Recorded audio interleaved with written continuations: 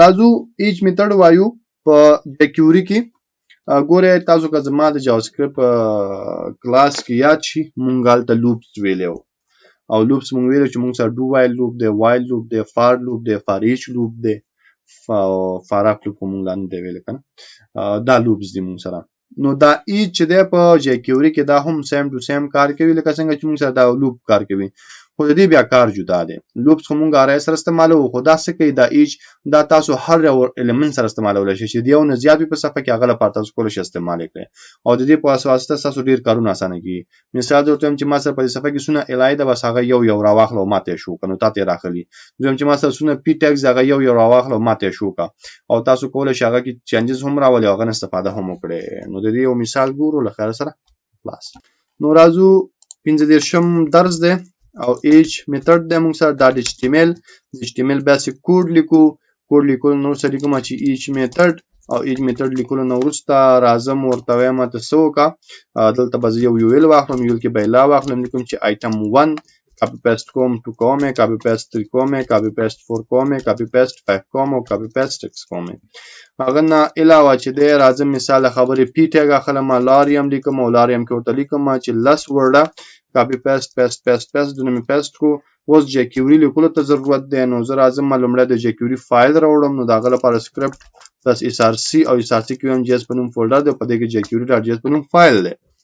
jQuery لیکو نو سکرپټ سٹارټ کوو او په دې کې دننه راځو لومړی د jQuery بیسیک کوډ لیکو چې document.ready دی او په دې کې فنکشن کال کوو او په دې فنکشن کې دننه به مونږ خپل کار کوو. زه د دې فایل پات کاپی کوم، کاپی کول نو وروسته راځم براوزر ته او دلته پیسټ کوو. سفاری لوډ کوم نو دا مونږ سره الی او دا مونږ سره پی ټیګز. اوس زه څه کوم، ما وایم چې مونږ سره دا څونه الی دي دا به راواخلي او یو ویلیو به ماته کنسول کې وښایي. نو زه به څه کوم ورته وایم چې دا په دې صفحه کې ما سره چې دي الیز دي ډالر سلیکټر زمونږ الی دا به راواخلي او ورته لیکم چې ایچ او ایچ کې به تاسو څه کوئ، تاسو به یو فنکشن پاس کوئ. په ایچ کې به تاسو یو فنکشن پاس کړئ. نو لیکم چې فنکشن او فنکشن کې دننه راځم ورته وایم چې ته څه وکړه بس اوس کوم یو تاسو سلیکټ کړی دی دا چې کوم یو شی تاسو سلیکټ کړی دی نو تاسو کولی شئ ورته چې مثال دا کوم الی چې دی دا هر یو ایچ مطلب یو راواخله او کنسول ډاټ لوګ کې ماته څه وښیه همدغه الی دا ټکسټ وښیه مونږ ته. الی دا ټکسټ مطلب د الی ټکسټ په دې لګي څه لیکل شوي هغه ماته وښیه. که زه دا سیف کړم او د سفر لوډ کړم F12 پریس کوم یو ځلې کنسول خلاص شي مونږ سره صفحه به تاسو لږ زوم ان کړم او دلته سفر لوډ کړم نو ګوره مونږ ته څه پرنټ شو آیټم 1 آیټم 2 آیټم 3 آیټم 4 ټول مونږ ته یو راواخیستل چې دلته مونږ ته پرنټ کړی شو. دا او داسې هم تاسو کولی شئ د دې په ځای بیا تاسو دس هم پاس کولی شئ. ما تاسو ته ویلی او د دې دس نه مطلب دا دی چې مونږ په دې چا باندې دا ایچ کال کړی دی نو دا د هماغه لپاره دی، هماغه نه ډیټا راواخله. نو ګوره دا موږ له هماغه نه ډیټا راخلو له شو کوي آیټم 1 آیټم 2 آیټم 3 آیټم 4 آیټم 5 ټول نه ډیټا راواخستو. اوس دا ضروري نه چې موږ نه ډیټا راخلو، موږ د ډیر نور کار کولای شو. مثلا زما چې دا کوم الی تا راخسته کنه د یو کې به څه واچي نو دا ټکسټ او ټکسټ ورته واچي چې هلو نو د یو کې به تاسو هلو واچي. نو ګوره اوس پکې دا شی راغی دا ټکسټ صحیح دی کنه this dot text hello.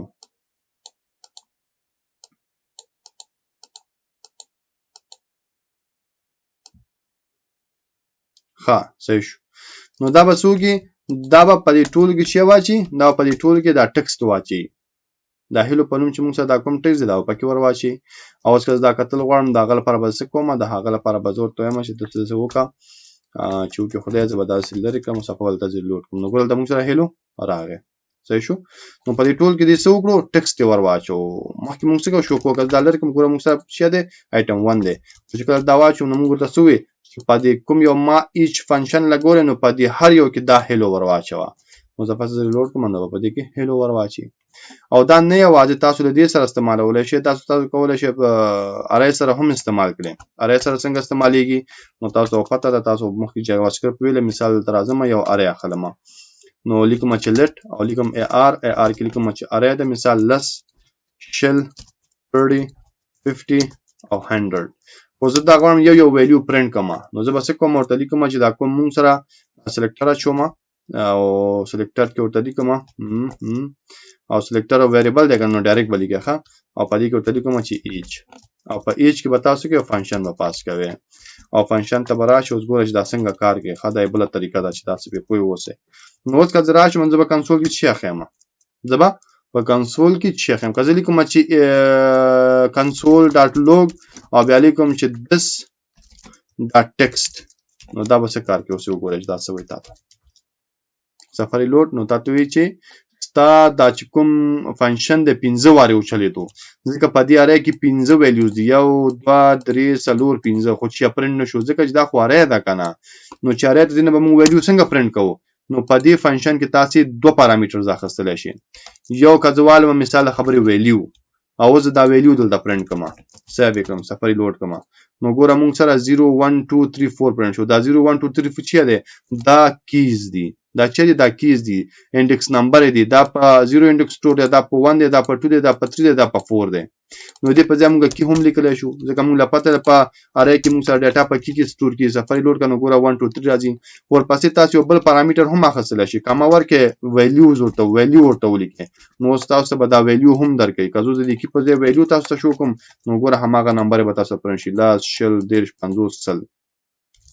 که دواړه یو ځای پرنټ کوي، یو ځای هم پرنټ کولی شي. مثال لومړی کی پرنټ کا پلس او پلس نو وروسته به تاسو کنکټینیشن لګي، دا علامه واچي کنکټینیشن او بیا موږ ته ویلیو پرنټ کړو. سفاري لوډ کنو ګوره په 0 کې لس دی، په 1 کې 10 دی، په 2 کې 30 دی، په 3 کې 50 دی، او په 4 کې 100 دی. نو تاسو دا د ارینا ډاټا هم پرې راوستلی شئ او همدغه د دې چې دی کمال دی، لکه څنګه چې موږ سره په جاوا سکرپټ کې فار ایچ لوپ دی. نو دلته کی او ویلیو دواړه تاسو کولی شئ پاس کړئ، ویلیو ته راوباسئ. نو دا موږ سره په jQuery کې د ایچ میتھډ